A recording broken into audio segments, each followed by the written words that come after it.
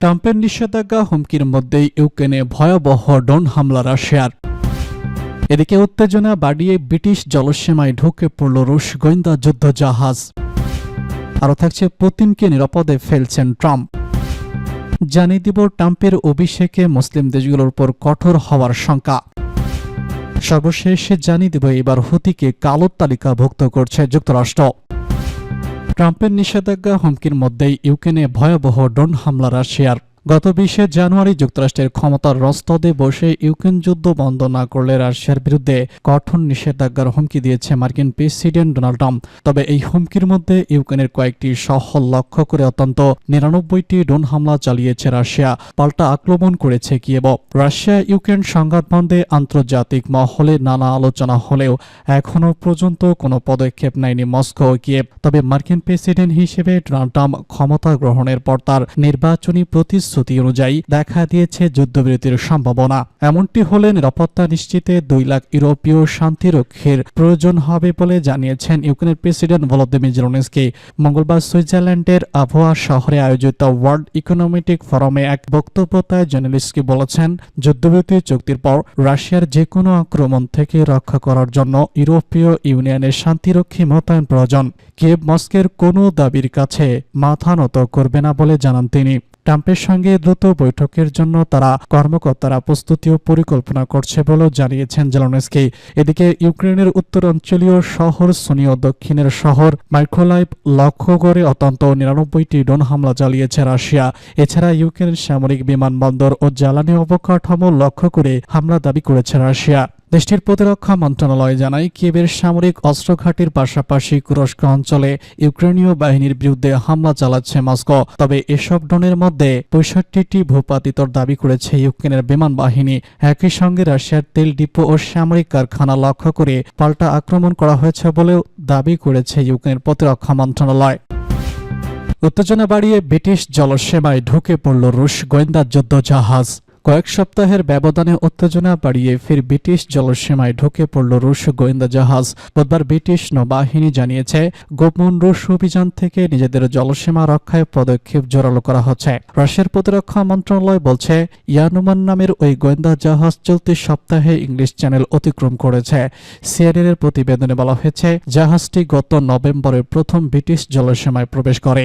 এটি সমুদ্রের তলদেশের গুরুত্বপূর্ণ অবকাঠামোর উপর ঘোরাফেরা করে।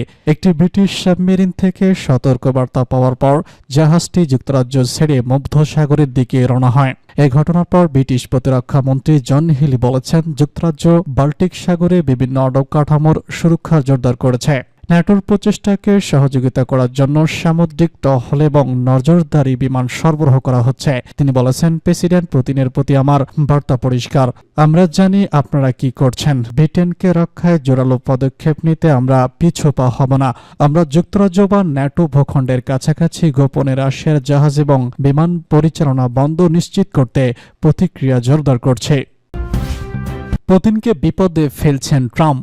এদিকে ক্ষমতার মসনদে বসতেই একের পর এক পদক্ষেপ নিচ্ছেন মার্কিন প্রেসিডেন্ট ডোনাল্ড ট্রাম্প। প্রতিশ্রুতি পূরণে মরিয়া হয়ে উঠেছেন তিনি। এবার রুশ প্রেসিডেন্ট ভ্লাদিমির পুতিনের প্রতি কড়া হুঁশিয়ারির সুর শোনা গেল তার কণ্ঠে। ট্রাম্প বলেছেন, যুদ্ধ বন্ধ না করলে শুল্ক আরোপের পাশাপাশি আরও বেশি নিষেধাজ্ঞার মুখে পড়বে রাশিয়া। ফলে যুদ্ধের কারণে ইতিমধ্যেই চাপে থাকা রাশিয়ার অর্থনীতি নিয়ে বেশ উদ্বেগেই আছেন পুতিন, খবর রয়টার্স। নিজের সামাজিক মাধ্যম ট্রুথ ন্যাশনাল ট্রাম্প বলেছেন, পুতিনকে এই যুদ্ধ বন্ধ করতে হবে না, হলে তিনি ব্যবস্থা নেবেন। মার্কিন প্রেসিডেন্ট হিসেবে দায়িত্ব নেওয়ার পর বুধবার ট্রাম্প এই প্রথমবার পুতিনকে নিয়ে মুখ খুললেন। তিনি বলেছেন, এখনই মীমাংসা করুন, এই হাস্যকর যুদ্ধ থামান, না হলে পরিস্থিতি আরো খারাপ হবে। আপনি যদি চুক্তি না করেন তাহলে রাশিয়া ও যুদ্ধে অংশ নেওয়ার জন্য দেশের বিরুদ্ধে কড়া হারে কর শুল্ক বসানো ও আরো নিষেধাজ্ঞা জারি করা ছাড়া আমার সামনে কোনো বিকল্প থাকবে না। ট্রাম্পও বলেছেন, আমি প্রেসিডেন্ট থাকলে এই যুদ্ধ শুরুই হতো না। চুক্তি করার জন্য এটা সেরা সময়।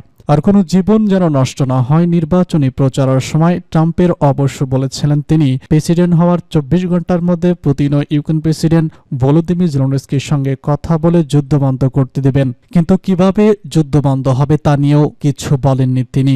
এখন আরও নিষেধাজ্ঞা বলতে ট্রাম্প কি বোঝাচ্ছেন সেটাও স্পষ্ট নয়। যুক্তরাষ্ট্র ইউরোপের দেশগুলো ইতিমধ্যেই রাশিয়ার বিরুদ্ধে একগুচ্ছ নিষেধাজ্ঞা জারি করেছে। ইউক্রেন অভিযানের কারণে একগাদা পশ্চিমা নিষেধাজ্ঞা সত্ত্বেও গত বছরে তেল, গ্যাস ও খনিজ রপ্তানি নির্ভর রুশ অর্থনীতির আকার উত্তরোত্তর বৃদ্ধি পেয়েছে। তবে সামরিক খাতে ব্যয় বৃদ্ধির কারণে ক্রমোদ্যমান মূল্যস্ফীতি সামলাতে উচ্চ সুদ হারে একদিকে যেমন অভ্যন্তরীণ ব্যবসার গতি কমে গেছে, তেমনি কর্মী সংকটে দৈনিক কাজ চালানো কঠিন হয়ে পড়েছে। ফলে অভ্যন্তরীণ অর্থনীতি ক্রমান্বয়ে দুর্বল হয়ে পড়েছে। সোমবার হোয়াইট হাউসে দ্বিতীয়বারের মতো দায়িত্ব নিয়েছেন ট্রাম্প। প্রচারণার সময় থেকে দ্রুততম সময়ের মধ্যে ইউক্রেন রাশিয়া যুদ্ধে দ্রুত অবসান ঘটানোর অঙ্গীকার করে আসছেন তিনি। ট্রাম্প পুতিনকে অবশ্য করে বলেছেন, সমঝোতায় রাজি না হলে রুশ অর্থনীতি বড় বিপদের সম্মুখীন হতে পারে। তিনি প্রয়োজনে মস্কোর উপর আরও নিষেধাজ্ঞা ও শুল্কের বোঝা চাপিয়ে দিতে দ্বিধা করবেন না। তবে আলোচনায় বসার জন্য নির্দিষ্ট কোনো প্রস্তাব রাশিয়া এখনো পায়নি বলে মঙ্গলবার দাবি করেছেন ক্রেমলিনের এক কর্মী। এর আগে রয়টার্সের এক প্রতিবেদনে বলা হয়, ট্রাম্পের সঙ্গে যুদ্ধবিরতির বিষয়ে আলোচনায় বসতে প্রস্তুত রয়েছেন তিনি। তবে তার শর্ত হচ্ছে পশ্চিমাদের সামরিক জোট ন্যাটোতে যোগদানের খায়েশ ইউক্রেনে ত্যাগ করতে হবে এবং দেশটি ইতিমধ্যে রাশিয়ার কবজায় আসা এলাকাটির দাবি ছেড়ে দিতে হবে। ট্রাম্পের অভিষেকে মুসলিম দেশগুলোর উপর কঠোর হওয়ার শঙ্কা। মার্কিন প্রেসিডেন্ট ডোনাল্ড ট্রাম্প তার দ্বিতীয় মেয়াদে প্রথম কার্যক্রম হিসেবে মুসলিম প্রধান দেশগুলোর নাগরিকদের উপর ভ্রমণ নিষেধাজ্ঞা পূর্ণ বহলের পরিকল্পনা করেছেন। 2017 সালে ট্রাম্প প্রথম এই নিষেধাজ্ঞা আরোপ করেছিলেন। নতুন নির্বাহী আদেশের আওতায় তা আবারও বিস্তৃত হওয়ার শঙ্কা তৈরি করেছে খবর রয়টার্সের। নতুন আদেশ অনুযায়ী যুক্তরাষ্ট্র কয়েকটি দেশের নাগরিকদের জন্য ভিসা প্রত্যাখ্যান এবং এরই মধ্যে প্রবেশ করা ব্যক্তিদের অপসারণের সুযোগ বাড়ানো হতে পারে বলে যেসব ব্যক্তি যুক্তরাষ্ট্রের সংস্কৃতি বা নিরাপত্তার প্রতি শত্রুতাপূর্ণ মনোভাব পোষণ করেন তাদের ভিসা বাতিল করা হবে। 2021 সালের জানুয়ারি থেকে নতুন ভিসাগুলোর জন্য কঠোর নিয়ম প্রবৃত্তি হতে পারে, যা অনেকটাই উদ্বেগের সঙ্গে দেখছেন। নির্বাহী আদেশে মুসলিম দেশগুলোর নাগরিকদের জন্য বড় বিপদ তৈরি করতে পারে বলে আশঙ্কা প্রকাশ করেছে মানবাধিকার সংগঠন আমেরিকান আরব অ্যান্টি সেকশন কমিটি। এছাড়া ন্যাশনাল ইয়াং আমেরিকান ইউটিক জানিয়েছে যে আদেশ যুক্তরাষ্ট্র বসতরত পশ্চিমা দেশগুলোকে বিচ্ছিন্ন করতে পারে। একই সঙ্গে বিদেশি শিক্ষার্থীদের জন্য ভিসা পাওয়ার সম্ভাবনা কমবে। ট্রাম্প নির্বাচনের প্রচারণার সময় ট্রাম্প জানিয়েছেন তিনি ফিলিস্তিন, লিবিয়া, সোমালিয়া, সিরিয়া, ইয়েমেন সহ নিরাপত্তার জন্য হুমকি মনে করা দেশগুলোর নাগরিকদের উপর ভ্রমণ নিষেধাজ্ঞা আরোপ করবেন। এছাড়া সাম্যবাদী, ম্যাক্সিবাদী এবং সমাজতান্ত্রিকদেরও যুক্তরাষ্ট্রে প্রবেশের সুযোগ বন্ধ করবেন। এবার হুতিকে কালো তালিকাভুক্ত করছে যুক্তরাষ্ট্র। মার্কিন প্রেসিডেন্ট ডোনাল্ড ট্রাম্প ইয়েমেনের হুতি বিদ্রোহীদের সন্ত্রাসী গোষ্ঠী হিসেবে তালিকাভুক্ত করার প্রক্রিয়া শুরু করেছেন।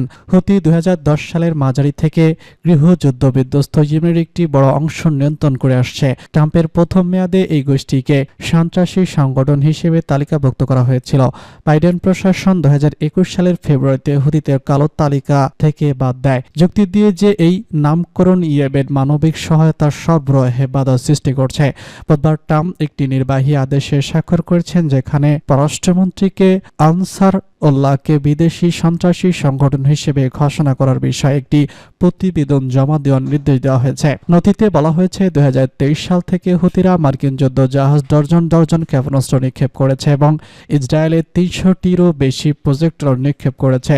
হুতিরা সৌদি আরবের তেল শোধনাগারগুলিতেও আক্রমণ করেছে এবং লোহিত সাগরের বার আল বান্দা প্রণালীতে চলাচলকারী বাণিজ্যিক জাহাজগুলোতে ক্ষেপণাস্ত্র এবং কামিকাজে ড্রোন নিক্ষেপ করেছে।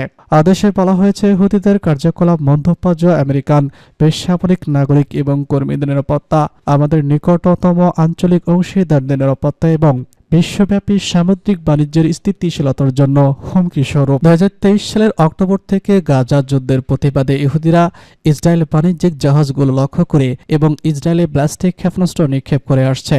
ইয়েমেনের হুতি সংশ্লিষ্ট সামরিক স্থাপনা এবং অবকাঠামোতে বোমা হামলা চালিয়ে প্রক্রিয়া জানিয়েছে যুক্তরাষ্ট্র, যুক্তরাজ্য এবং ইসরায়েল। বুধবার হুতিরা ঘোষণা করেছে যারা 23 সালের নভেম্বরে জব্দ করা বামাহার পতাকাবাহী পণ্যবাহী জাহাজ গ্যালাক্সি ক্রুদের মুক্তি দিচ্ছে। বিবিসির তথ্য অনুসারে জাহাজটি তুরস্ক থেকে ভারতে যাওয়ার সময় 25 জন মেক্সিকান, ফিলিপিনো, রোমিয়ান, বুলগেরিয়ান এবং ইউক্রেনীয়কে আটক করেছিল।